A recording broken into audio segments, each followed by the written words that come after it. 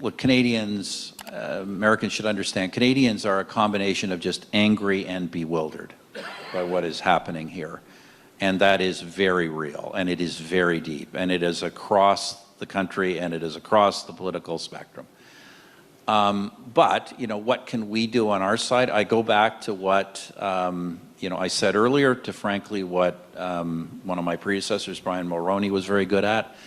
And that is, finding ways to be an important partner of the United States around the world. And I don't think that was done in the last decade, to be honest, or not done the way it should have been done, particularly with the first Trump administration. So look, we should look for ways beyond trade to be helpful. Look, on the American side, if you don't mind me saying to our American friends here, I really do hope that a realization seeps into the United States. And look, the United States is still, by any measure, the most powerful country in the world. And it is also, I think by any measure, the most desirable major partner, not just for Canada, but for most countries in the world.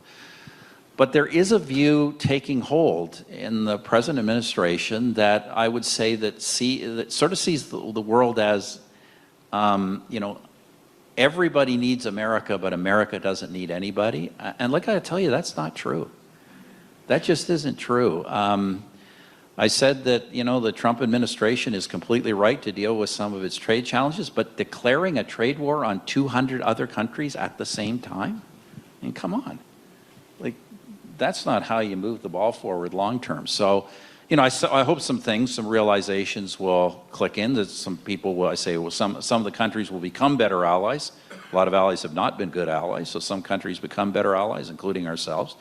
And we can get through this. But at the same time, as I say, Victor, and I'm being very candid here, this can't be forgotten. The reality now that we have not faced as a country in 100 years of seeing the United States flex its muscles in a way that has nothing to do with values or ideals, that is something we can't forget. And we cannot make ourselves entirely dependent on that relationship.